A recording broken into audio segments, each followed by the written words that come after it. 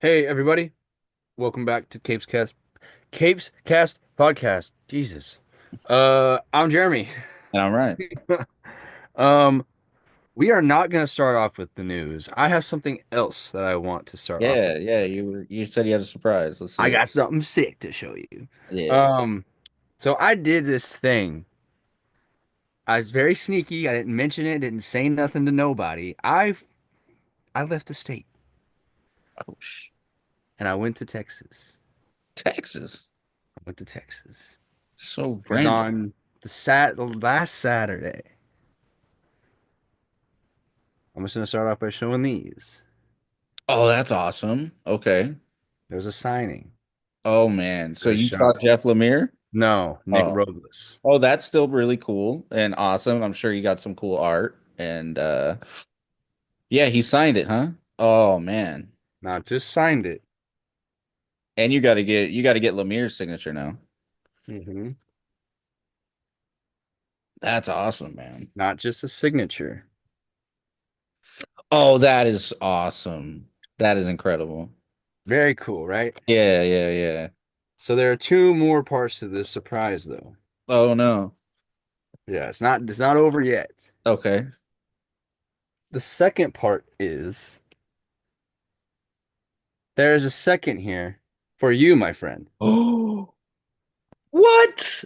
with the What? sticker and the tattoos. What? No way. Yes, sir. No way. Thank you Yes, so sir. much. That's And the incredible. third part of this Dude, is I am a straight up liar because I did not go to Texas. This is a stunt that Robert and I came up with. Our friend of the show, Robert, that we've talked about a couple times. yes. He hit me up right before this, like before the signing, asked me if I wanted to jump in, and I said absolutely. And so he set it up and he got us both one. So Dude. big shout out, Shout out to big thank you to Robert. Robert. Oh, damn, man. That's Very, incredible. very, very cool. So we appreciate it. Oh, man. Um, That's awesome. Yeah, it was it was kind of his idea to put on the stunt with me pretending to go on and, Oh, okay. Okay. I was like, what? draw out the suspense a little bit. But yeah, no, he hella came through. So what a Dude, baller, dude. that is So big shout out. So yeah, whoa, that is I'll, incredible. I'll have this for you next time I see you All right, for with sure. with like all the other goodies on it. That's dope. But Thank yeah, you. hella it was hella cool. Yeah. Thank you so much, Robert. Shout out to you, bro. Yes. But news.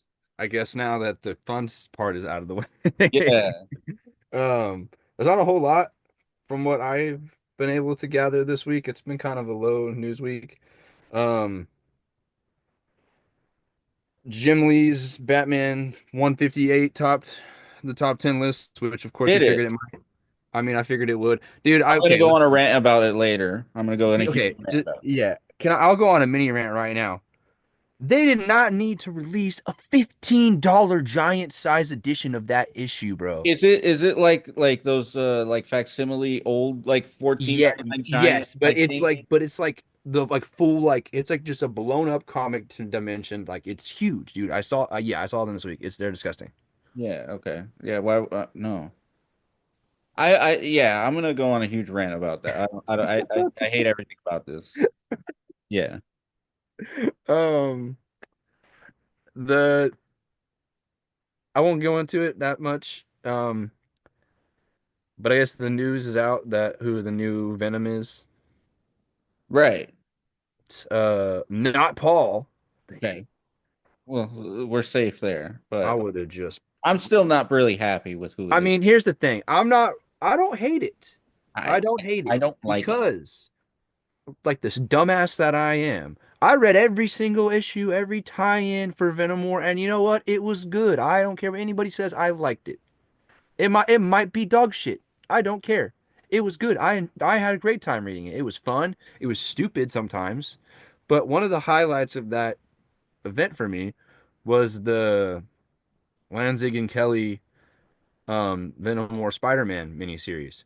Because as much as I don't like MJ being a hero, and what the whole thing with Jackpot is like everything that was going on had her powers in like flux, so they weren't really working the way that they should have been. Is It's how I yeah. understood it. But there got to a point where a piece of Venom attached itself to her gear, and it like kicked it into like a symbiotic overdrive. So it, like gave her new abilities. So at the end of Venom War, Eddie and Dylan were cut off from Venom. Um, so we didn't know who Venom went to. So when all new Venom started, the suspect list was Luke Cage, Robbie Robertson, Rick Jones, and Madam Mask. They all that was the first four issues was disproving who they were. But this in the fifth issue, it is revealed to be Mary Jane Watson. That is Venom, which like I said, I'm not entirely against because I don't know, man. And maybe this is me getting my hopes up, but it kind of like maybe Ewing has like a little bit of a plan to kind of like push. They Marvel has said that they're not going to get married again. But in the modern age that we live in, I can settle for them just being together. Like if that's where this kind of ends up, or at least like to a point where it's not just so or just end it for good. But don't make it like this stupid like don't do the way that Zeb Wells did it. Like let's write like, if you're gonna do this and end it for good, like let's write it in a way that's at least like at least we can close it and we some like it doesn't matter how you look at it, it's well written enough to where it can be satisfying as Kind of close. like a Lena Lang, Clark Yeah, Kent sure. kind of Yeah. union, Yeah, exactly. If that's the route you want to go, yeah, sure. Why not? where it's like, hey, we were our first loves, but we moved on. We're both happy now, and But MJ was not his first love. It was Gwen. So I right, guess there's the right, difference there. But like here's the thing is like this is the first love that he was able to finally like I guess he could say like I can let her go. Like it right. wasn't the choice wasn't taken from him, I guess. I get what you're Right. saying. So I mean, I wouldn't mind that, but it's like almost like they want to just keep everything in the air just in case they That's need how to, it is, brother. just in case they need to. So Um the other thing is we'll be talking about it here in a minute. But Absolute Martian Manhunter. awesome. Um so I didn't realize this until like literally just recently that it was actually pitched to be just 6 issues, not Oh, ongoing. oh, but it is ongoing. But Okay. before it got like before it came out, they announced or like literally the day it came out. I think it might have been Wednesday evening. Let me just double check on the date. Oh, it was Thursday, so the day after. It was so yeah, 2 days ago. It was announced that Martian Manhunter jumps to an ongoing at least to 12. But here's the thing. I, I'm almost okay with this being the case because I feel like the way that this story, let me. Well, I'll save that for when we talk about the book because it kind of I don't want to like dive too deep into it right now. For But sure. I just think that it's I don't know. I'm glad I'm glad that it got extended to 12, and I'm hoping that it keeps going. But I also like if there was a complete story in mind and it had a beginning, middle, like if it had like definitive end and it was something that Camp was like, all right, I'll move on to another like DC Absolute book, I would be okay with that. Yeah. Well, Looks it's like just a you know, bummer for me because I want more than 12 of this first issue because yeah, I think both of them were just so great. Like both of yeah, them no, on screen. and I completely agree with you. Like after Like reading, it feels like Javier Rodriguez, like I haven't really seen him do an ongoing. He always does like a mini or a maxi or yeah, because the last longer run that he did was, well, I can't even say Defenders because it was just 10 issues, right.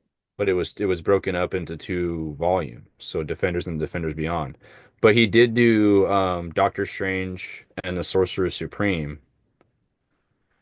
I'm pretty sure he did the art on that, and that was 12 issues. So I'm almost certain he did the art on that. I'll double check. But um yeah, so you're right. He hasn't done, as far as I can tell, really like a long long drawn out run. Right. I mean, what he does is incredible, but Hmm it's never It's really like a smoke, dude. Yeah, it is Javier Rodriguez. Does okay. all 12, I think, because he does all the covers too. Right. Nope, he doesn't do all 12. I'm a liar. Oh shit. He probably does first 10. Okay. No, not even the first 10, dude. I don't remember this. Eight, maybe nine. Right. Yep, he does the first nine issues, and then he doesn't even do the. So again, he doesn't even do. So I could see this being just 12 issues. Right. Yeah, makes sense. We'll see what happens. We'll see what I happens. mean, But what Javier Rodriguez does is not something you could. anything he does, bro, I'll read it. I just at this point I'll read it. Yeah, If you put him on the art, I'm probably gonna read it. I'm right. Well, let's just get right into it then. Yeah, right there, Martian Manhunter, dude. really crazy. Also, dude, the logo foil for this one. Have you seen it? No, I haven't. Oh wow, It's sick, dude. I love how like that's become like the logo. It's really cool. I like it. Yeah, I like it too. It goes with like the psychedelic, trippy color. It's really cool. Yeah. Mind breaking, mind cracking. Yeah, in the back too is like more of it. Yeah, it's really cool. Great, great cover. Yeah. I'm Here's glad. hoping that Dan Mora does some number one foils of these too. Yeah. Don't say that to me. That'd be incredible. I'm already having a hard enough time as it is out here with all these I know, I variants know. on. But yeah, I'm gonna open this up again because This was so incredible. This was incredible stuff. it was crazy, dude. It's so good. This was awesome. Um, I'm surprised like DC kind of let Dennis Camp do a couple things in here that he did.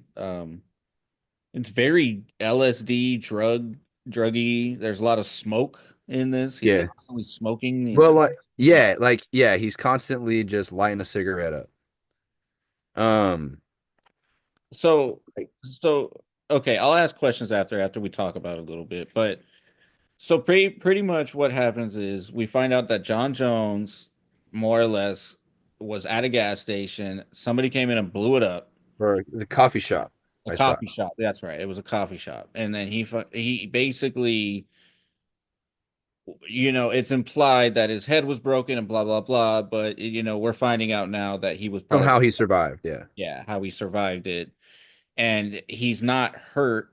His mind is just tapping into something or something's. I'm not sure where this is going. Stump. Yeah, I'm not So sure. yeah, as it stands, it seems like this accident happened, and the Martian, Right, I mean, was what I guess we'll call him for now.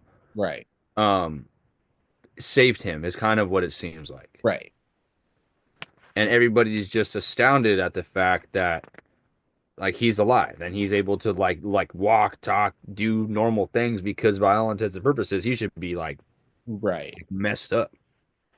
Right, but even like the way it's depicted, like it's not like psychic the way he like taps into people's like he says that like people start talking and then there's smoke that starts emanating from him and when he inhales it, he's like seeing their memories and he's seeing And their you know what's past. crazy? I didn't realize this. Like now looking back at it again, like these first few pages, everybody is smoking.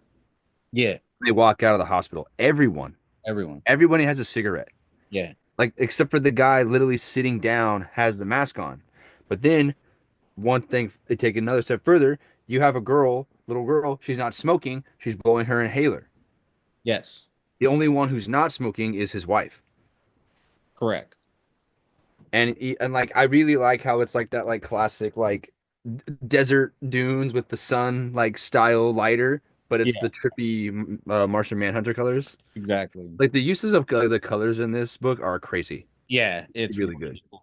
And it's Javier Rodriguez who did it too, so Mhm. shout out to him Yep, for he does. Yeah, he does everything like all his own stuff.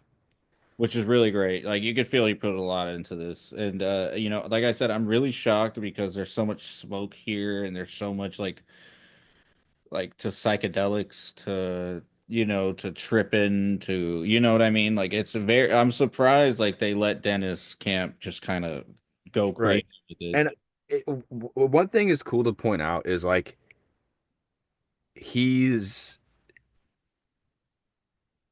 he's getting all of these feelings and senses from these people, but the way that it's like it comes across on the page is like a smell, like we keep like a smell or like a smoke or something like some kind of sensory thing.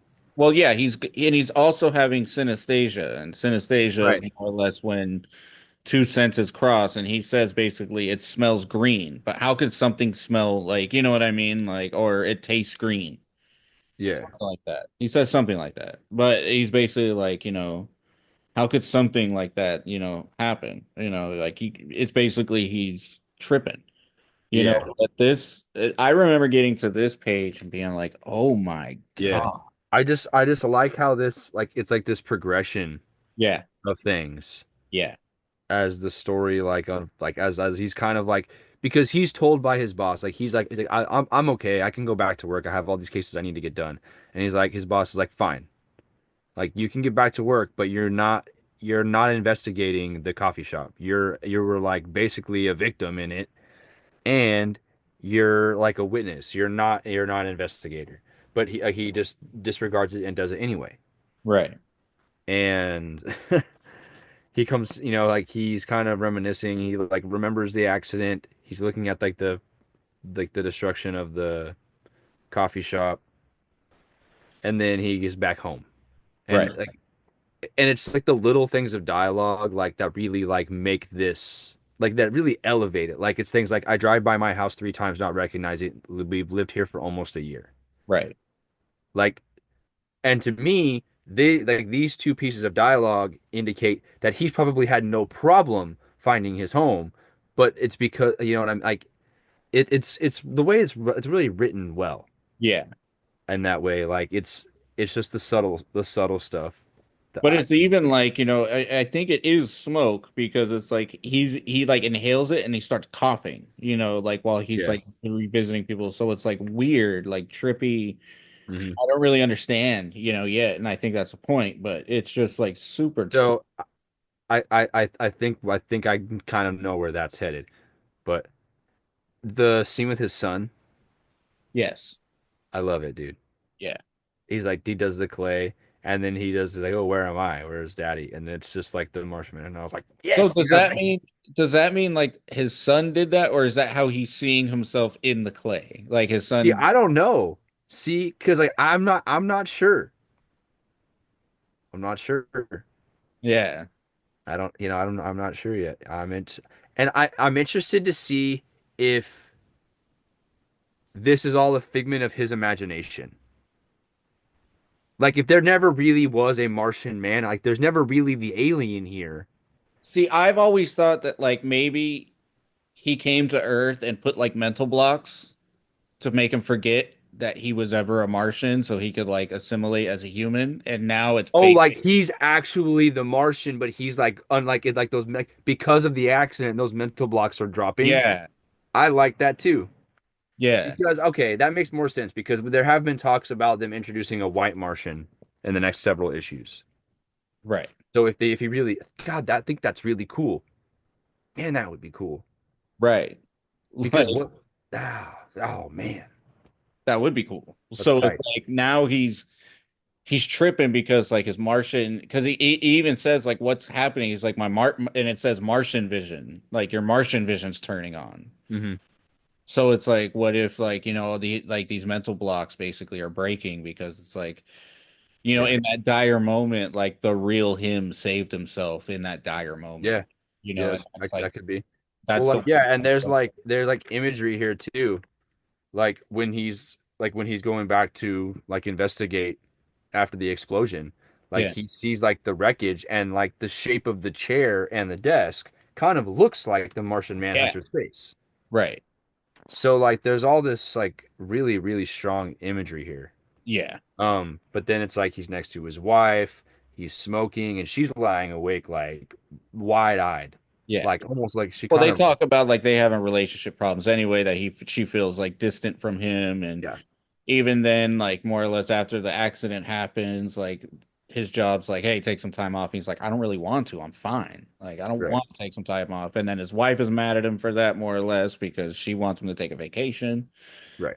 And But it's just, you he can just tell that like he's very closed off and just wants to just work. Like he's kind of been right, and they even autopilot. reference like they even references that like how another officer was saying how he calls him the Martian because he's so cold and distant and very like Right. calculated. And it makes me wonder if that's just like him on autopilot, like with the mental blocks, right? Like, so now that Yeah. they're breaking and like the real him's popping out, it's like, Something's gonna be a lot different, right?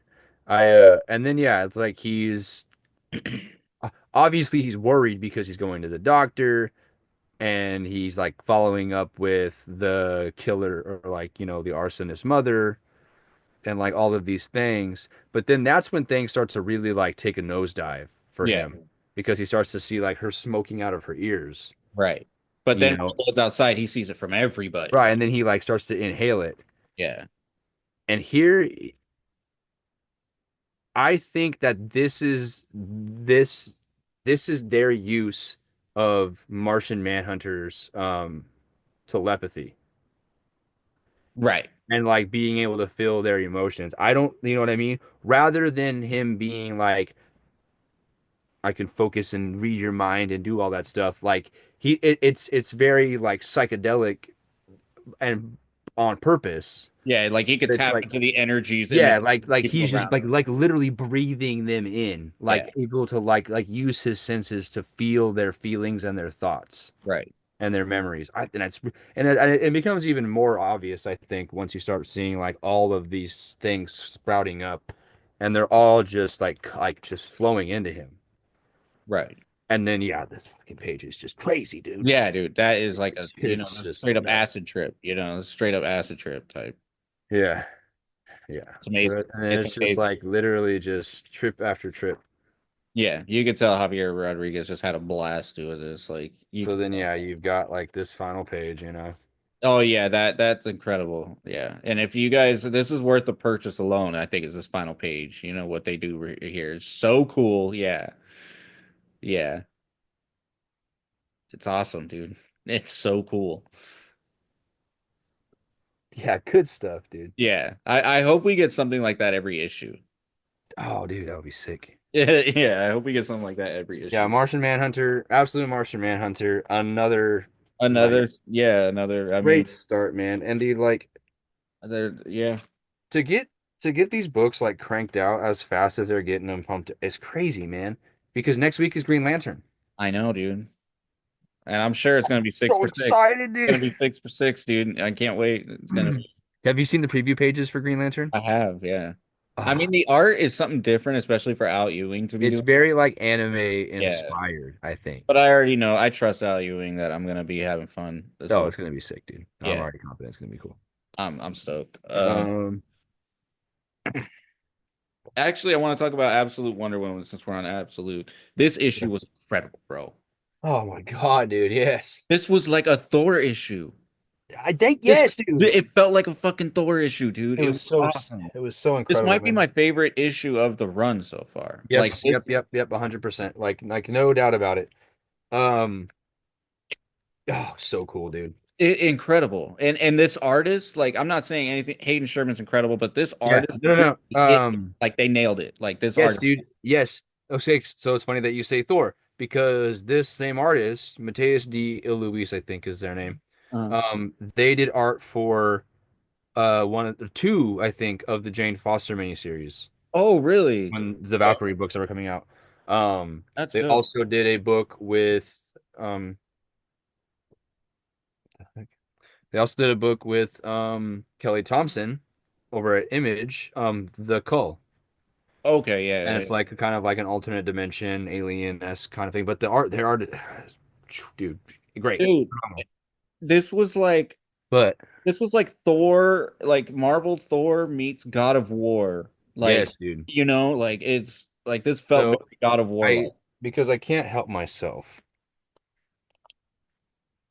There's a book. If a book is nice, I'll buy it twice. Of course.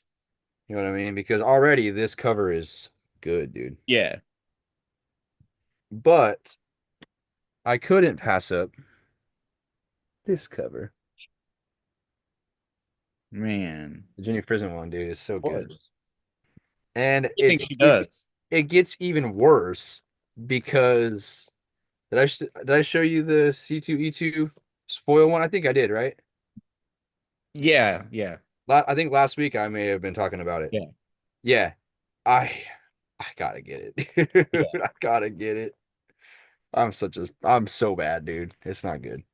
But this is basically after the first arc. She goes back Yes. to the underworld, and basically Hades is pretty pissed that she just can come and go, more or less. Like Hades is Yeah. pissed about that.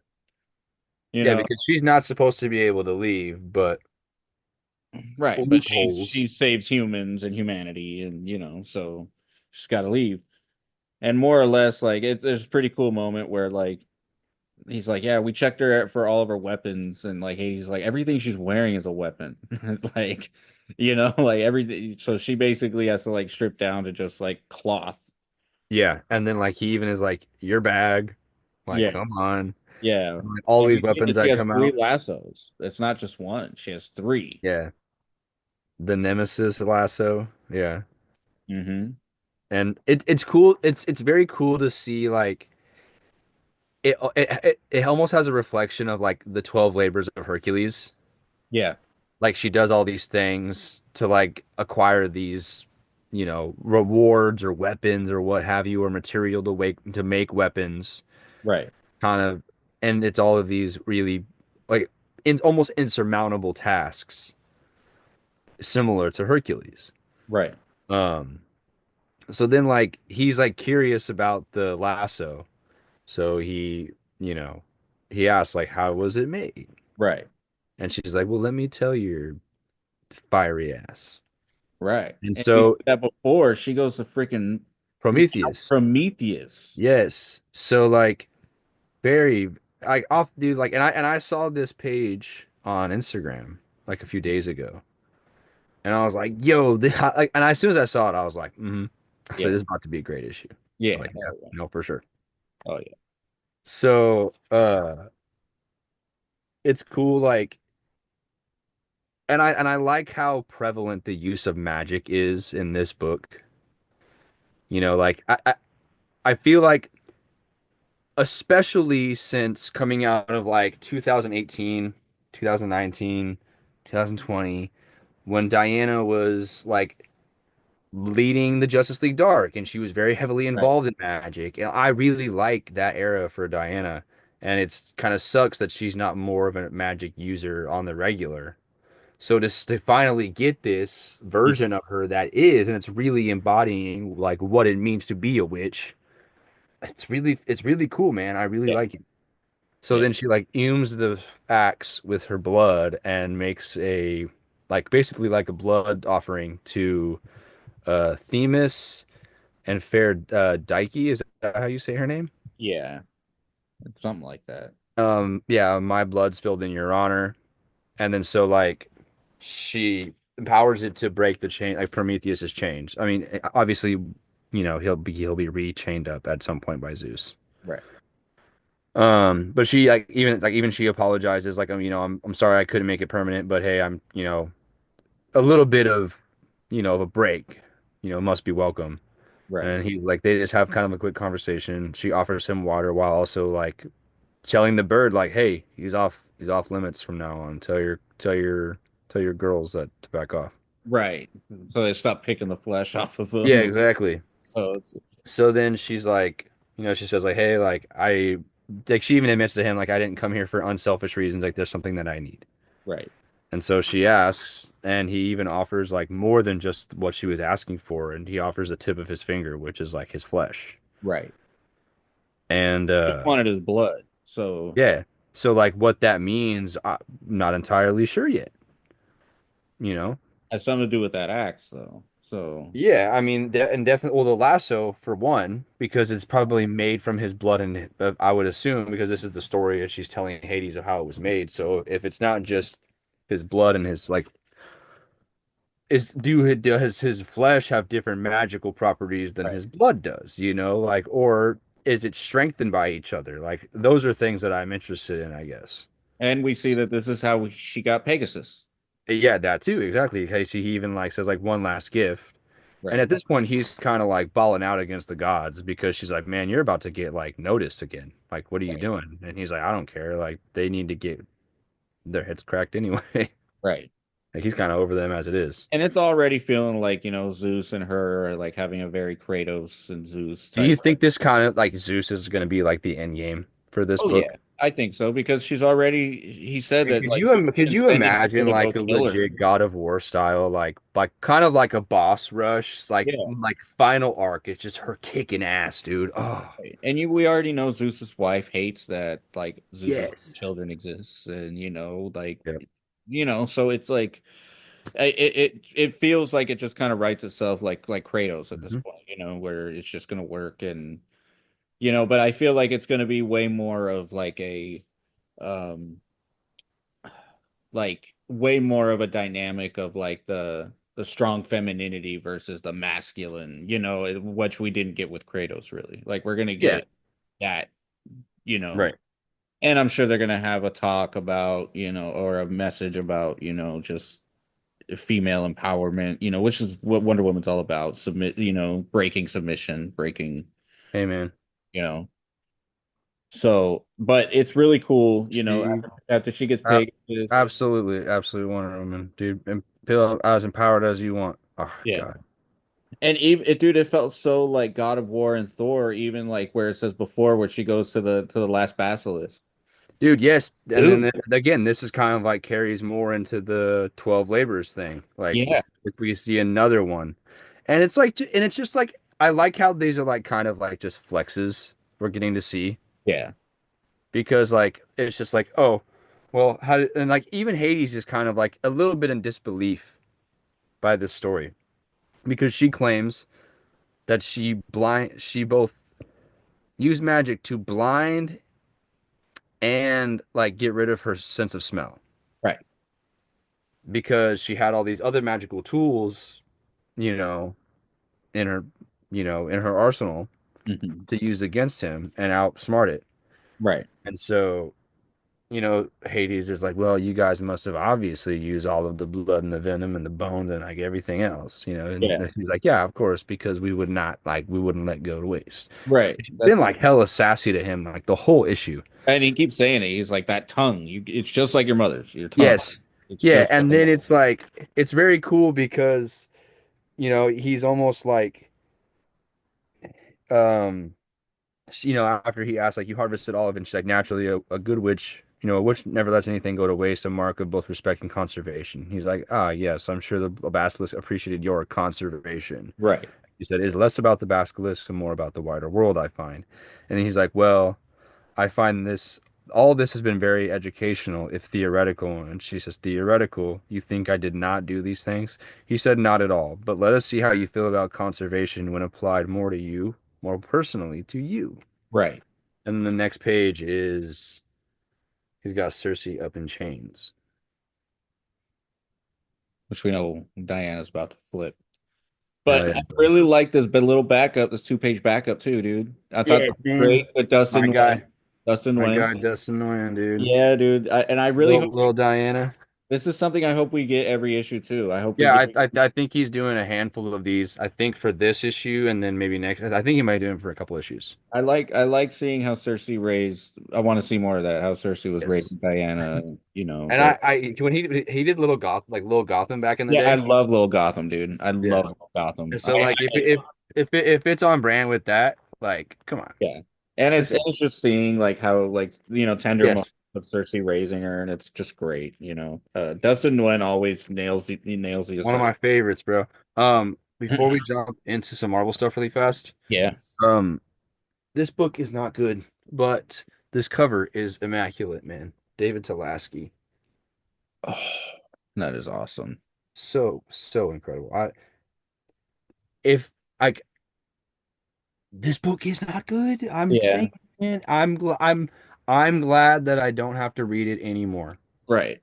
after issue 20. I'm Yeah, sorry. I fell off way before I'm you. sorry. I've just been holding on for covers because Right. every single month they have incredible covers for this book. Like, not that the main covers aren't good because Unique Paquette's a great artist, Right. but excuse me, Yeah. like, come on. Yeah, dude. Like, I'm not gonna get these covers. Like, I'm sorry. I'm a bit of a cheesecake guy. Yeah. It is what it is, man. Like, I just like great, beautiful covers. I'm sorry. I I, I don't blame you. Hey, who's writing that series? Is it still Leah Williams. Yeah. still her? Yep. It's over after the next issue's the last one. I'm surprised it went this long, to be honest. And here's the thing, they almost got me, bro. They almost got me. The variant is not as nice as any of the other variants for the entire book. So I thought to myself, is do I tap out on the last issue? Right, Or do I just suck it up and spend the $5 and get it anyway and just have the whole thing? right. I may Um, as well just do that and have because have the whole collection. I'll have the entire run in variants. So Right. Might which as well. I have multiples of some issues because they were dropping like covers B, C, D, E, F. Right, Like I think 17 or 18, there was like five covers, and one of them is the foil, one of them is another artist, another one's another artist. right. It's killing me, dude. But yeah, anyway, enough about Power Girl. I just want to show off that cover. Really great cover. But yes, man. So I knew right when I opened this and I was like, oh, it's Messina. I was like, we better get some Ben and Jonah moments. And we did. Yes, sir. I was like, yes, yes. And we did. Um, and I like these. I see like I like these kind of character focused issues where it's not all, and I feel like every issue has been that way to in Mhm. some degree. But like I like it when it's kind of slowed down and it's the focus on the family for a second, and you kind of see like it's all these issues kind of feel like checking in with the family. You know what I Yeah. mean? Yeah. Because like some stuff has happened to Peter over the last few issues. Yeah. And now he's finally getting a chance to slow down. He's with his family. He's kind of safe for the moment. Yeah. They're on the run. How is the family reacting to this kind of new dynamic? Right. You know, Peter is up, he's injured, and MJ is still taking care of him, even though she's a little bit worried by everything. They're trying to keep May and Richard, as in the dark as they can, except you kind of can't keep Richard in the dark because of the situation with the Pico suit. Of course. So, and then you kind of get introduced to some of the neighbors. Right. I was kind of getting a bit of Adrian Toomes vibes from this That guy, I thought that too. I was like, dude, is that gonna be Vulture? Like, but he said his name is David. yes. So, Could still be a Vulture though. Could still could be. be. Mm, I feel like the goggles are there for a reason. Like I feel like those are too much I of don't a know. That's just cameo. kind of what I was getting that vibe. Yeah. So then then you get next scene is Richard Yeah. and he's texting Felicia. Of course. I kind of like that Felicia is gonna be Richards. Yeah. You It's know, more I appropriate, like I that. I think. like that more. Yeah. That rather Um than the tired trope of like, oh my God, she's complicating yes. Peter. Yeah, right. I really like the subversion there. Mhm. But then you get, him and Peter working together, which I didn't think it was gonna crack down this soon. As soon and especially after what happened to Harry, but I think it's because he trusts the Pico suit so much to be able to. Yes, to keep him safe. Yes. And here's the thing is I think Peter, based on the conversation he's having right now with the suit and with Richard, and kind of laying the groundwork here, I think Peter's already thinking a couple steps ahead in terms of you know, this is if it turns out bad, this is a bit of a necessary evil right now to keep my son safe. Right. And he's kind of he's trying to guide things and tell the suit like, hey, these are the stipulations when Richard is wearing you. Right. Like you will do everything you can to save him, but you basically won't hijack him. But at what point does it become the only way to save him is to basically hijack his body? Right. Like that, that's where I keep finding this going. But Right. if obviously if it doesn't, whatever. Right. I'm glad to see whatever route it takes. I'm here for it. But Right. like I'm not Or if like, something does happen to Richard because Peter told him, told it basically, you can't take over. and I haven't been thinking about this until literally right now. What if something, not to say like Peter, like Richard dies, but But gravely, let's just say hypothetically he does die, but Peter's not around for it, and the suit is basically puppeting his body for. This is very morbid now that I'm thinking about it. right, right, right. Like, you know what I mean? Like It could happen though. who knows? Like anything is like based on the latter half of this issue, anything could happen. I mean, at any that could be happening now for all we know. The Pico suit is pretending to be Richard because something happened, because we could see that he could be a clone and Yeah, just he's kind of already fit proven that in. he could be. Yeah.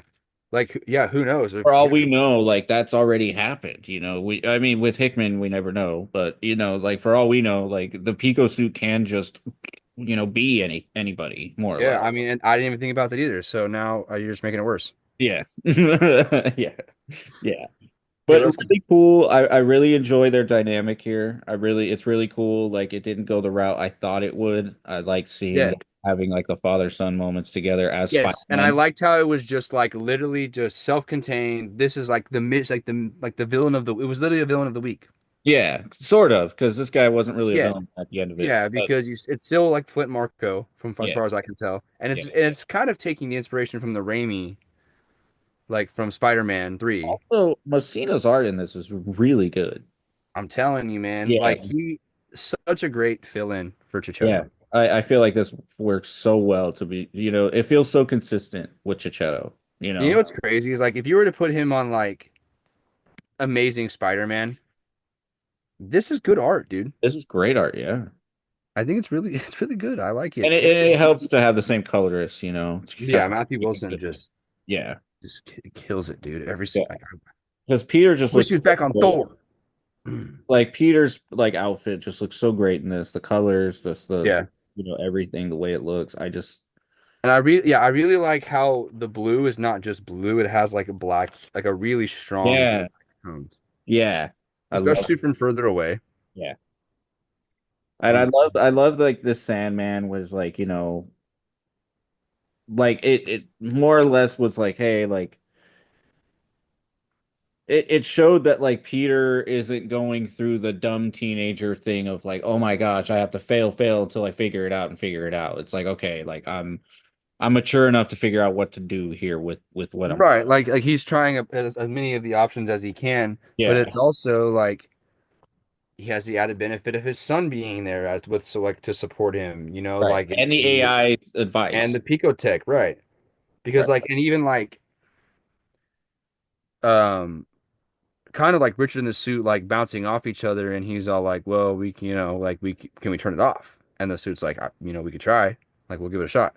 right, And then sure enough, they're able to shut off the that signal that keeps stopping him from forming a body. right, And that's all he wanted to do was to put his body back together and right. just be himself. I love that Really, Peter too. He's like, next time, like spell out like, yeah, like like help or something. yeah, use your sand to like just And spell. I like how he was very just like, hmm, I should have thought about that. And I'm like, Yeah. shut up, dude. Like it was just like very like just silly like banter. Yeah. And I like to, we get, Peter and Another cool moment with MJ Peter on and the MJ. web, and I feel like we've seen that in so many like 616 variant covers of them doing this that like to just have this moment. It's just like, okay, like, Yes. it's really cool. And Um, then we get to the last few pages. yes, where we see Peter Peter makes a call call. Ben. He calls Ben. Ben plays it off like it's an insurance person. Yes, I'm sure Jonah's in the know. of course. He has to be. He's the second uncle. Yeah. But in the room with those two is Wesley and what appear to be four different bullseyes What it looks like. and Wilson Fisk. Yes. Well, this was like And a biggest fear of happening as I was just like, oh, yes, dude. here, And I'm it was here. like I was sweating bullets, bro. Yeah. I was I was like, like, oh oh man. no. I'm like, who's getting off now? I'm Because like, even which the one of way these like two? Jonah's talking and everything, I'm like, oh my Yeah, God. very Like, smug. yeah, And and then like it's and like great twist, by the way. I was totally expecting this issue to end with one of them like dying. yes. But no. Fisk plays it really, really wicked, man. And he says, go ahead, keep pushing out your stories. Like there's no problem. But who's gonna write it now? Because I've killed every Ben Riley on the planet. Like that's diabolical, dude. Dude, Like that's insane. crazy. But thank God Ben did like Yes. thank God Ben did that because we would not have Uncle Ben right now. But like, yeah, Yeah. he just got everybody else just got every Ben Riley in the world killed. So that sucks. You know. That's crazy. Yeah, I thought that was really awesome. That was See, such. like I And it's sometimes I really feel like cool how like that was just one little thing at the end of one issue where we yeah. saw like him put his name on Do that. you think this circles back around in some okay, let's say this book goes on for we'll say 75 issues. What is the likelihood that we circle back around to A. Ben Riley still being alive with a vendetta? What's the likelihood do you think that that happens? That'd be awesome. I think that works. You know. And we get, I mean, it's not out of the realm of possibility to add another spider character into the mix. And it almost becomes a bit of like a bit of a weird clone saga like twist, and you could even have it so like this Ben Riley just happens to look a lot like Peter. Like you don't have to even make them a Right. direct clone. Like cloning could very well even be the thing that they choose to do because of how advanced technology is in this universe. But I would But hope that they don't. right. But ultimately, to go back to something, I feel like this is only just delaying the inevitable because Yeah. they're gonna keep writing, right? Like they're gonna keep writing about, like hmm Wilson Fisk. They're gonna keep going. It's not like they're gonna end just because they killed a bunch of Ben Rileys. Like Ben's not gonna quit. Jonah's not gonna quit. And this last line, bro, is just cold. Is just Ben is ready for the smoke. Like any second of any day, like he's ready for it. Yeah, He and just he says says, like so Wesley says, yeah, like so care to make a comment for the record. And him and Jonah just like look at each other and he's like, sure. When all this is done, when wrongs have been righted and the shadow is lifted, I'm the guy who's gonna write the obituary. And you can quote me on that. I was like, damn. "Yeah, this I'm Ben." like, you just told Fist that when you put him in the grave, bro, Well, you're gonna be the man to write the words that are read out loud. it's like as much as we don't want to lose this Ben also doesn't have much to lose. Like he's basically Right, like, he's I've already already. lost May, you know? He's like, my son is raised. He's taking care of his. I got grandkids basically, and Yeah, they're all exactly. okay. They're all healthy. They're all doing good. Okay, Yeah, now and he has an opportunity to expose a very crooked syndicate in New York. and to potentially make the world better place for his Yeah, and fight family. the good fight while he still can. Yeah, Crazy, man. insane, great stuff. Love it. I'm It gonna was. go on my rant because, dude, Yeah. was Yeah, yeah. this Go, was yeah. Go. this You was go this ahead. was awful, bro. This was awful. This was a terrible book. This was a terrible trip back to memory lane. So to answer our question, Oh. um, this is present. Okay. And I kind of thought it would be. Yeah, this is present. Okay. So there's a couple things that really make me feel like Jeff Loeb is just completely. Phoning it in or what? Uh, I I Or don't is know. it or is it like worse than that? It's worse. Like Jim Lee's art is just, it's Jim Lee. It's great. Right. But it's like basically Batman goes and basically finds out that like a bunch of piranhas were stolen from an aquarium, and Batman's like, "What the hell?" Joker never repeats the same joke. Why is he doing this crime again? Like, why is Joker doing this crime again? So basically, we find out that like Joker's being set up to do this more or less. And Joker basically throws Batman in a pool of piranhas. Of course, Batman survives after getting bitten like crazy. And more or less, dude, But wait, are the piranhas have they been injected with the Joker virus? they are Jokerized. Shut the fuck up, dude. They are Jokerized, yes. So does that mean Batman's gonna have to slowly get rid, like he's gonna slowly be overcome with the Joker How many virus? times have we done It, that? I yeah, mean, I yeah, hope not. dude, it's stupid, bro. And I'm telling you, if that's what they do, I'm glad I didn't start reading this shit Yeah. because it's dumb. So check this out. So then after this happens, like Batman like washes up ashore all like cut up and beat up. There's this like dude, big ass dude who shows up like I I don't know who this is, but he picks up like Joker and he like grabs him by the neck and he's like, get on your knees. And like Joker just gets on his knees submissively. No, and it's like he doesn't laugh. He's just quiet and I'm like, This is not Joker. Like Like where's like the it's a nothing. Like little, it's he like a just little bit of a snicker. Nothing. yeah. And anyways, like he takes him away after he submits. And more or less like they take him to Hush and more or less Hush cuts every artery of Joker. Like he puts tiny little cuts in every artery of Joker. So he's basically just bleeding internally to death. So he kills the Joker. Well, no, because this is all set up for Batman. And more or less like, how does Batman come back after this piranha thing? Oh, Talia al Ghul shows up and she basically is like, "Oh, and it's just so dumb. Like the way he introduces it, he's like, she is also the mother of Damian Wayne, our son. Our relationship is complicated at best." And it's like she just I showed up okay. for one page to leave and just do that. You Just know what? You know what's like? You know what this is starting to sound like? And this is probably the intention all along. They are just using the names of the creators and the name of the story to boost sales and get readers. Like this is such a piggyback move off of the influx of readers they've gotten from Absolute. yeah, Like this, like there's no way. Like okay, let's put it this way. I don't know that there would even be a Hush 2 if All In didn't exist.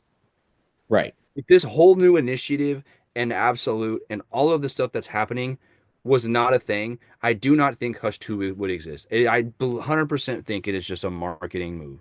Yeah, for sure. This is just Because all look, then the way like just the way that you're like explaining this book to me just sounds like, hey, let's give you a like you know, long-term fans, you can bite on this a little bit, but if you're a new fan, it's full of shit well, no, that like long-term readers think is obvious, but you might not know. So we're going to introduce all these characters and all these little concepts, and we're going to give you the exposition on it because you might need it.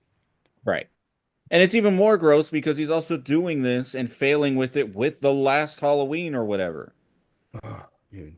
He's also doing the same thing. He's basically just doing things for nostalgia, and I hate that. That's like I hate when, and I get that the industry is a lot like that, but it's like you can have a story to tell while dipping into that nostalgia. You just don't need to be doing that nostalgia to do it. And like with this, Right. more or less, we find out that like, Batman shows up to save like after Hush basically cuts them all up and more or less Batman shows up and he finds the Joker's shoe in the Batcave. Yes. How to get there? Nobody knows, but more or less, he's like, okay, we've been compromised. I'm initiating lockdown. Rush did it. Everything's on lockdown. So now Barbara and Dick are like cut off from like talking to him. Like everything's on lockdown from the Batcave now.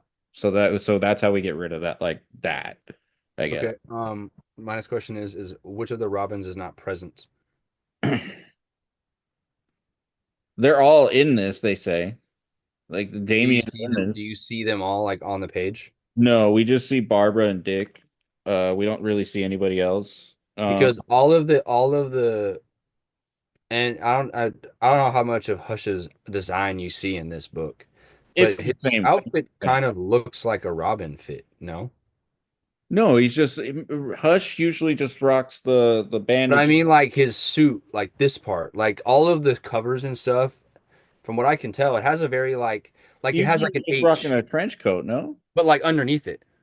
Yeah, yeah, Like and it looks like based off some of the covers I've seen, it looks like underneath the jacket to the side here is like an emblem, but instead of it being an R, it's just like an H. right, So and again, it may even be that stupid, and it's just like, oh, it's Jason Todd. right. So Batman basically get finds out that Joker is basically at a abandoned carnival because we've never done that before.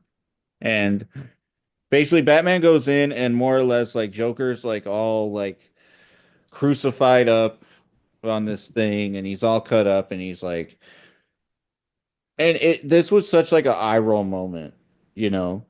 because he goes in here and when he does, there's like images in the background, and the images are of Gordon from the Killing Joke when he had to witness Barbara.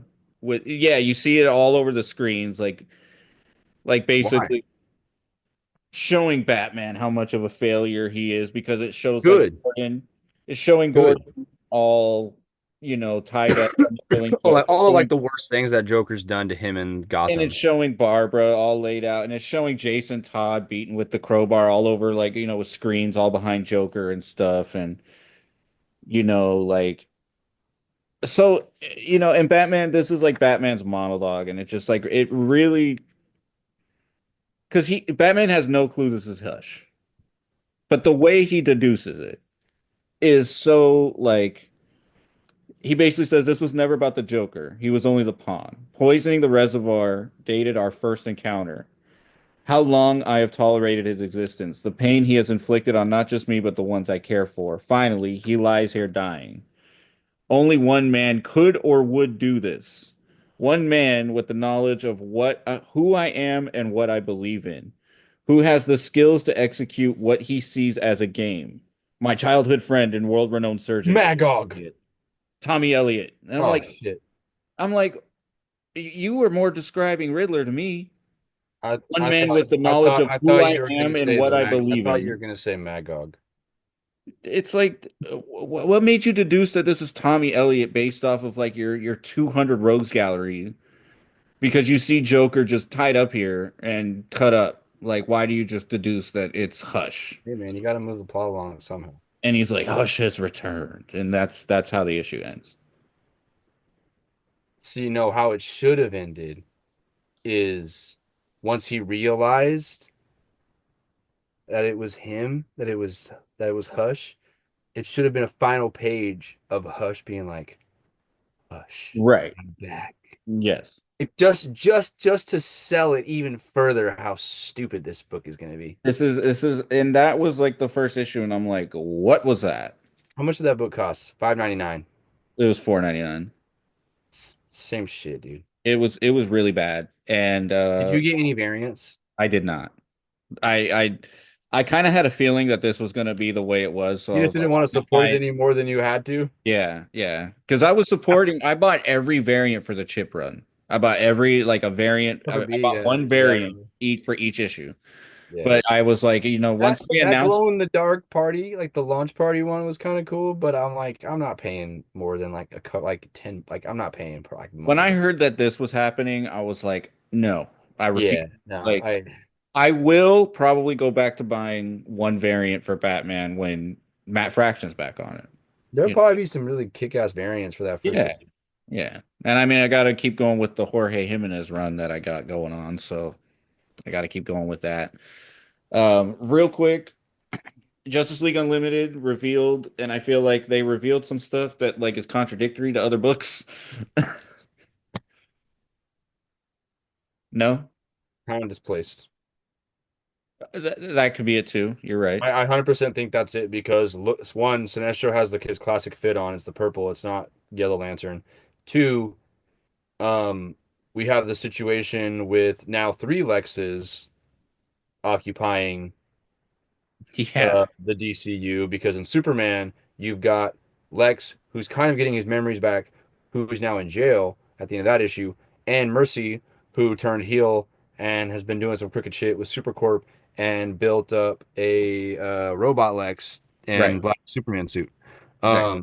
But then you also have this Lex, which I'm pretty sure is the time displaced Lex because this is now kicking off the We Are Yesterday event, which Okay. is crossing over with World's Finest. And it would kind of make sense if Inferno is a time displaced Legion of Doom. That'd be cool. Okay. I just thought it was current Legion of Doom, and I was like, okay. Now that there are three Lexes kicking about, I think we either need a well, we kind of maybe already have a cyborg Lex because of Mercy. Um, you've got your regular Lex, and then now you've got your time displaced Lex. Right. Where's my Luther boy Yeah. and Reign of the Luthers Yes. storyline? Yeah. Death and reign of the Luthers. Where's my death and reign of the Luther storyline, DC? I just want to know how they tricked Airwave. Like how why? It has to be some deal with his parents because okay, think about that. If they are time displaced and they came from a previous era, his parent or whatever one of his parents was Airwave in the like the old and Silver Age, like old. So if they are from that age, they could kind of manipulate the events and say, "Hey, man, we know about your parents. They are a villain. We could really screw up what you got going on if you don't work with us." And he's a Right. kid, so what is he gonna say? Like, no. Right. It's like you've got the team of like the worst supervillains on Earth. If we like this little ass kid's not gonna say no. He's like, sure, man. He's like, what radio station do you want to listen to now? True. Like that's probably what he's. And then he pissed his pants because he was so scared. He said, okay, like Well, that's what I wanted to ask you too. Since it's Wade doing this, how was it to see Wally and Impulse be in this like such a heavy amount and like see them I interact? loved it, dude. Yeah, And Dan Moore's art, dude. Yes. Oh my God. Yes. I mean, we it's so, say so it good. every week, but I mean, it's So my good. God. Like that. There's this iconic moment where like Wonder Woman's just like punching a monster, and that looks incredible. There's a moment where Supergirl's got like the lasso. There's a And moment. I just want to, and you, okay, I want to point this out because now that we're talking about it, where's the page at? Okay, when they're saving the people, like Flash and Diana and Green Lantern, everybody, Yeah. there's a page and it's got Green Lantern on the top, two panels, but it's still kind of like broken and shifted with like the gutters in the background. Uh-huh. And on the left lower panel is Wally, and on the right lower panel is Diana. Right. I see it. The people that they're holding, That's do you Joaquin Future. Yes, dude. Yes. Oh, I just Yes. noticed that. Yes. It's Bridget and Duncan. That's incredible. Yes, dude. Oh, I like just you noticed have that. I was like no looking idea. at her. I was like, wait, that looks just like. And I looked at him. I was like, wait, whoa, that's Yeah, awesome. you have literally no idea, dude. I like yelled out loud when That's I saw it. incredible.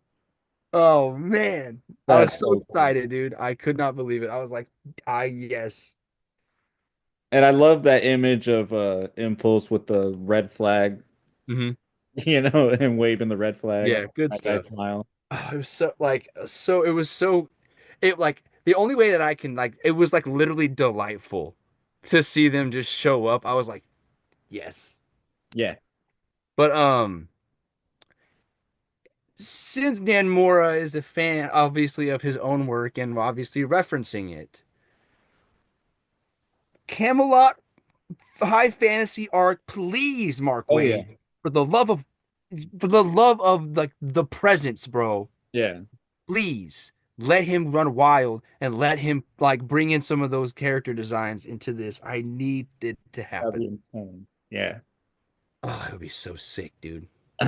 Yeah. Like, could you okay? Imagine this. Imagine this. A couple issues, like later on down the line, because Bobo's got Nightmaster's sword, and there's New Camelot or whatever, or whatever. Like, not New Camelot, whatever the hell the place is called. It's basically Camelot. You know what I mean? It's like a fantasy world. You could kind of maybe get away with the kingdom's under attack and the invading army is that Arthur. Like you could use the design. You could make it happen, Wade. Right. If you ever watch this, Mark Wade or Dan Morat, you probably never will. But if by some chance you come across this video, please, please do this. Please. I Yeah. need it. Yeah. Yep. But that's pretty much it on my end. What do you got? Ultimate Wolverine, really quick. Yeah. Best issue of the run so far. It's not saying a whole lot because there's only three issues, and I don't think a lot has ever really happened. It's just been like mission after mission after mission, I guess. Right. Just Like Winter that's just what we, Soldier. yeah, just him, like him, yeah, him carrying out Winter Soldier missions. Except we get Ultimate Gambit and Ultimate Catherine Pride, who's a grown woman. Okay, I gotta read it now. I have it over here. I need to read it. Okay, yeah, yeah. No, it's good. Do you want me to stop so I don't No, spoil no, it? no. Keep going. Keep going. Okay. I'm cool with it. So it's kind of like like what it appears to be is like they're like in opposition to the A lot of the Rasputins and that faction, and then like kind of taking over. So they're like fighting against them, and they're Americans, and they've come over to like help with, and they call themselves like the opposition, Right. and they're like working together, and they're like a couple. Kitty and Gambit are, because Rogue is like a little girl in this universe. I'm pretty sure she showed up in Ultimate X-Men. Oh, I think you're right. Yeah. So it would, and, I mean, I'm fine with it, especially considering you have Colossus, who's a bad guy. True. So their relationship's not going to be a thing. That's true. I mean, they could have some history, you know what I mean, but that might be the extent of it. Um, but yeah, it was kind of actually a pretty solid issue. Chris Condon did a good job. I feel like it's just Capucho's like literally like just fucking sweating out there, bro. Just Yeah. bringing like the art's incredible. The Yeah. art's so good, dude. He's always great. He's Yeah, the good main stuff. reason why I want to read Moon Knight. So, like, Yeah, no, yeah. I mean, I've been reading a lot of Jed McKay stuff anyway the last couple of years, but I really would like to check out Moon Knight at some point, just okay. for his art. But yeah, it's a pretty solid issue. You get a quick fight with Gambit and Wolverine, and then you like Wolverine catches up because they're like escaping on a truck. Oh, and then there you get a third player in there. It's Black Widow. Oh, cool. Natasha Romanova is what her name in this universe is, and she's very much like still in her spy like era, I guess you could Okay. say. Hell yeah. Um, That sounds yeah, awesome. no, it's pretty cool. So it's the three of them working together for the opposition, trying to like take down the Rasputins. And they send out the Winter Soldier after them, and then Gambit even comments like, "Hey, I used to have a friend that had claws like that, but they were bones, and he's dead now." But then Kitty hasn't seen him yet, and she's in the back of the truck, and they've like gathered up some mutant kids and are helping them escape.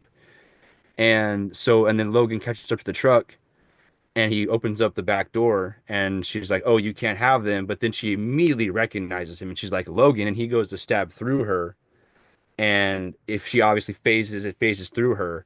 But then she sticks her fingers through his head, and she's like, "Why don't you remember me? Like, why don't you remember?" And it like triggers something in him, and he like falls out of the truck, and then it's like just him laying there with his mask off, and he's just like, and it's like in like inner monologue, like, "Why don't you remember me?"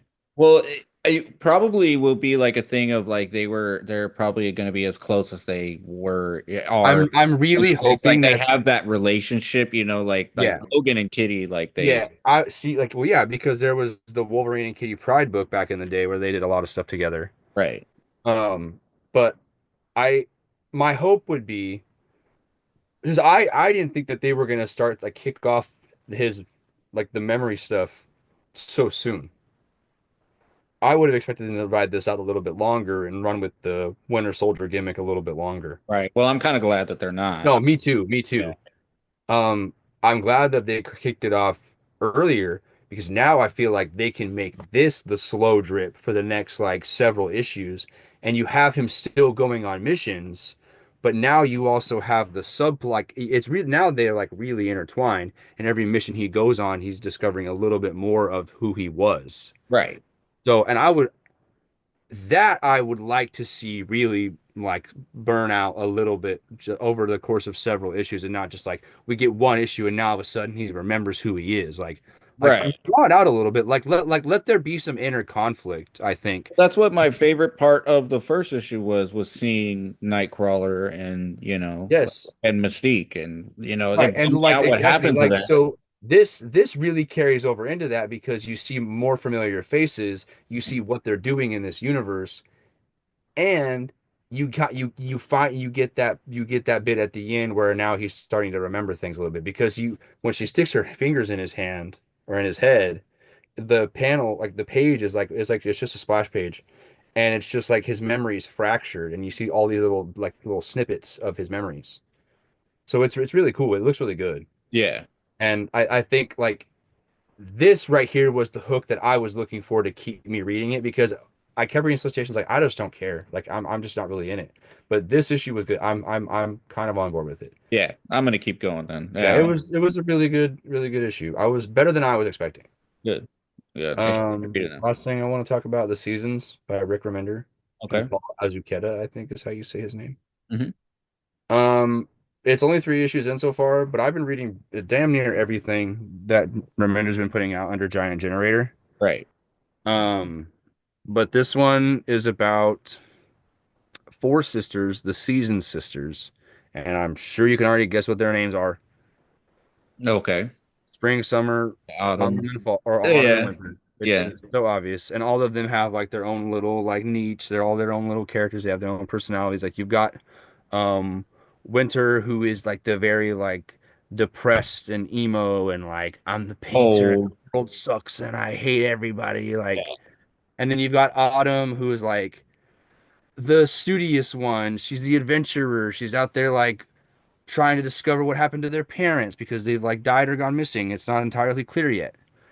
And then you've got Summer, who she's kind of like the movie star and the hot one, and she's like the the pretty one. And then you've got Spring, who's the youngest of the four of them, and Right. she's like kind of, and she's like our like window into this world because we're seeing like it's all told from her perspective, and she's Okay. like just a male, like a mail courier. She's running around the town on her little moped with her fish in the front that she talks to, and he doesn't say shit, but she thinks like she can hear words basically because she's talking back to him and stuff. It's very whimsical, and it's all framed around this evil like carnival or like circus that comes through the like through different towns. And the first several pages of the first issue is like them coming into this town, and it's like narrated, and it's like basically don't even approach them because it's bad news, and you're gonna end up something will happen to you in the city that they pass through. So like from the jump you already get the sense of like, oh, some bad stuff's happening in the world, but then you get the family, the Seasons family, who are very much involved with some of that, with like Autumn going off and doing her thing and trying to like learn more about her parents and what happened with them. And then um she gets a like the carnival ends up coming to town where Spring, and because Spring lives with Winter. She's the only one taking care of her. And but Spring is the only one that has a job and is bringing in any money and is paying their bills. So the dynamic is really messed up because after the parents were gone, she was the only one that stuck around to take care of Spring. But she's not bringing any money. She's only doing her art. She's not making any money off of it, so she's just like the bum. Okay. But she's the parent. You know what I mean? So Right. it's a really like dysfunctional dynamic between the two of them. And then you throw this carnival thing in the mix, and she gets this letter from Autumn in the first issue, and it's kind of like, well, don't trust it. Like this is like if it comes to the town, like it's bad news. And I think it's involved with mom and dad somehow. Mm. So it's kind of like we're being fed a little bit, but it's very much like a day in the life of this girl as this carnival is coming through town, and it just happens to upend everything that she knows, and it's kind of like I'm trying to think of other books like it almost has that like Adventures of Tintin. You remember that? Okay. Yeah. Yeah. Yeah. It kind of has that like really kind of whimsical feel to it there, but then you So also is have it like a thing of like if they die, then the season for like doesn't exist on Earth type of I thing? know. I mean, Something I like don't that? know any of that, but it just seems to be very much like the name thing seems to be very much just a gimmick for the characters and their personalities, and it's Gotcha. just, just for Gotcha. just for that purpose. And then the book is called The Seasons, so it's about their family, like Right. obviously. So, and I'm sure we're going to learn more about how they're connected to the carnival and the beings that inhabit it, That's cool. because like then they're like these like little imp like goblin type things, like they just kind of cause havoc and mess with people. And then you've got like this really like the kind of like the clown thing that kind of like leaves the circuit as kind of what appears to be like the main like ominous figure. Okay. And we've seen it a couple times so far. But Winter does not believe Spring in the slightest, and is kind of like, hey, like, I'm really sick of hearing about this, so knock it off. Like, it's not, that you're making something that it isn't. Right. And then she's like, but Autumn this, Autumn that, like Autumn is saying all these things. And she's like, well, Autumn's not here to take care of you. I'm the one doing it. She's like, I'm the one that's here. So it's like, it's really like the family dynamic is really where the focus is at. But you have the shadow looming over them with the evil carnival. Right. So it's really interesting, and the art's really great, but it's just 3 issues in, and it's really like it's a slower book, and I'm hoping it goes a good 20 issues at least. Okay. But I like it so far. It's really good. So like I don't know. I'm gonna keep reading these Remender books as they come out because he's got another wave coming in the next year or so. Who's doing the art on that? I want to say it's Paul Azuqueta. Okay, I've never heard of him, so Yeah, me either. Let me see. I'll show you the cover of the first issue so you can see what I'm kind of talking about with this clown.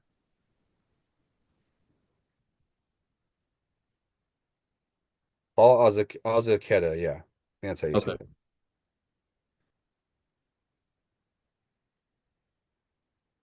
Oh wow, okay. Yeah, it's really really good, man. Like, I'll see if I can find some of the art really fast.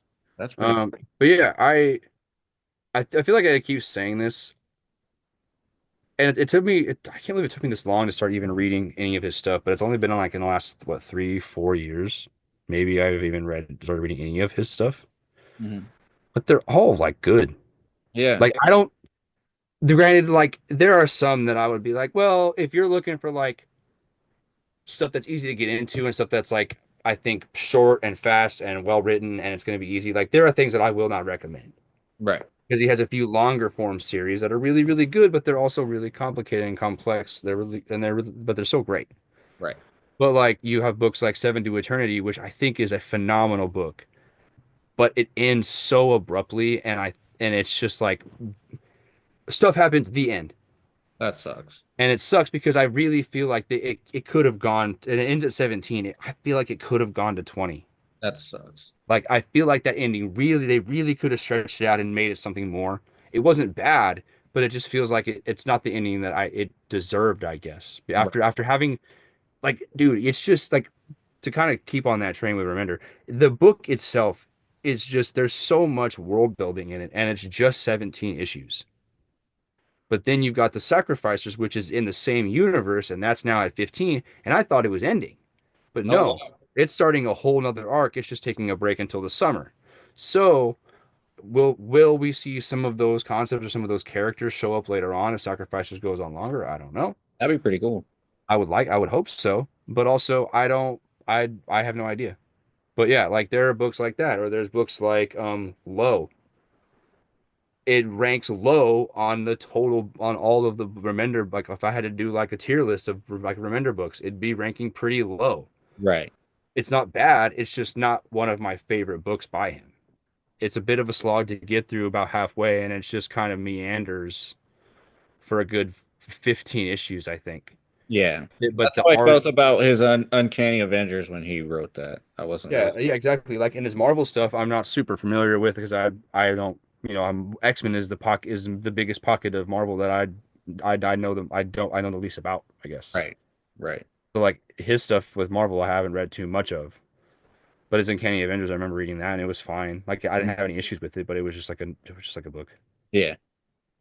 It was whatever. Yeah, no, let me pull up some of the art for seasons really fast. But I imagine, he's been the last thing I read from was Uncanny Avengers, and that was like it's got to be like 2012. So he's got 13 years ago. So Yeah. I'm sure he's stepped up his game much more since then.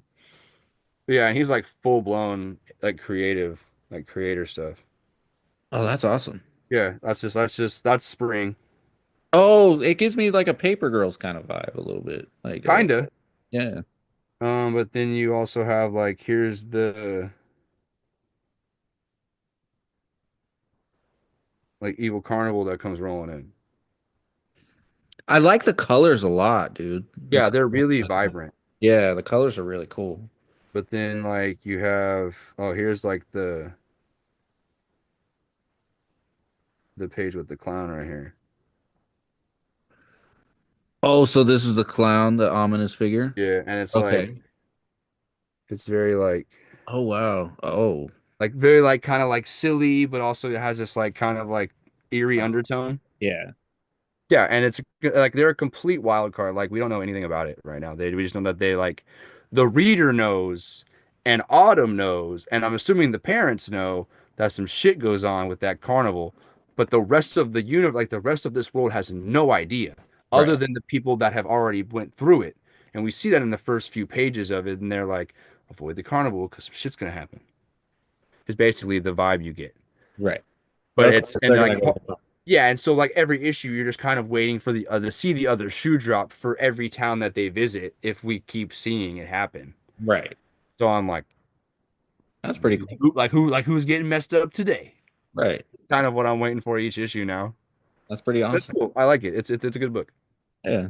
I'll check it out, but I really have been meaning to check out Seven to Eternity. So, I got the first trade. You want to borrow it? oh yeah, yeah, I'll have to borrow that.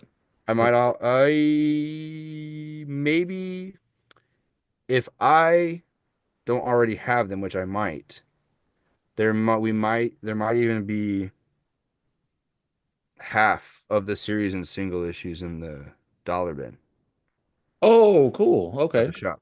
for sure. I'll check that out then. Yeah, so check it out if they're there. I mean, worst case scenario, I'll just buy them and you can still borrow them. For sure. Hell yeah. So, because I have, it's only 17 in the first volume. I think you get, I don't remember if it's 1 through 5 or 1 through 6, but Hmm. either way, like you get the first arc or whatever. Okay. But yeah, That's no, it's a good book. I I'll never not recommend Remender stuff. So like Tin Can Society, that's been a fucking banger, dude. yeah. Ah. I remember. I remember When seeing. that book is I almost I okay we I almost wanted to talk about it a couple weeks ago when the sixth issue came out because it was such a crazy reveal at the end of it. But I almost want to wait until the end of it and then just have it out because Okay. it's such a sleeper, dude. Like I don't really know any other way to describe it. It's just a really really good superhero book. Okay. And it's just like very drama driven mystery, like murder mystery. You get it's like superheroes meet Stand By Me while throwing in a bit of like the Losers Club from It vibe Okay. because it's you have your group of friends and they went to school together and they're all relatively normal, but the main character, he's got like some kind of muscular issue and his legs don't work. So he's like on, you know, he's on crutches and he's got like his walker or whatever. And Uh, then but he's really intelligent. So he eventually goes on to start this tech company and he just and I won't go too deep into the story. I was kind of like set the premise of it. Um, so if anybody wants to read the Tin Can Society while still releasing, this is your in. Um, he sets up this tech company and he basically builds with a friend of his, like in the group, they build like a set of legs that connects to his neural network. And he's able to operate them and use them like regular legs. So they take that one step further and they build a super suit. And it's like an Iron Man kind of style suit. And he goes by the name Caliburn. And like each of their friends have like kind of like a skill, I guess you could say. Like you've got him, he's really intelligent. He like he's like the face of the company. He had the disability. He overcame it. He's like the superhero. But then you've got one of the like the other friend who helped him build the legs and helped him build the suit, who got pushed out of the company because of corporate greed. And he's like the nerdy tech guy. And then you've got like their other friend who really kind of peaked in high school because he was a great football player and he's always been really strong, but he didn't really go anywhere. And then you've got the girl of the group who has kind of had this on again, off again relationship with him. And but she's always been able, and she's like a paparazzi, so she snaps photos of him and he lets her do it, and then they meet up, and he's like she's like it's very complicated with a lot of them. So it gets really gritty fast because they're all pointing fingers like who because the first page of the series is this dude's dead. The right. superhero is dead. So, and they all start pointing fingers at each other, like, "Oh, did you do it? Well, did you do it? Well, you could have done it." Because then you have the other, like the last remaining friend, was like the sidekick for a long time, and he always kind of felt like he never got his due. Right. So, so there's kind of, in the beginning, there's motive for everybody, but it's not until like 4 or 5 issues in, you start to see who really has the motive to kill him and why. Right. I mean, obviously the motive is the reason why, but like it's so complicated, like at first, and you're just like, okay, like I'm not really sure how it's gonna make sense, and then six drops and it flips it on its head again, and you're just like, what the hell, dude? Whoa, dang. Yeah, Gives me like Watchmen vibes the way you're saying it, like where it begins like yeah, a and superhero exactly. dying And and they're I wondering who's doing it, and yeah, and it's literally just a group of a group of friends that grew up together and kind of went their separate ways when they were adults and came back together because one of them died. Very similar to it in that regard, you right, know. But you also have the Stand By Me vibe with like them keeping this really strong bond that they built, like and almost like discovering the dead body in that sense, you know. right, Like, and then you've also got like you got the superhero stuff to add to it with him being like the tech genius billionaire and he made a super suit because him and his friend were smart enough to do it. right. And he had the resources to be able to develop it and utilize it. But it's really incredible. It's a really incredible book. I think people are sleeping on it and I couldn't tell you why. Is that an ongoing or just six Nine issues? issues. It's six are out so far.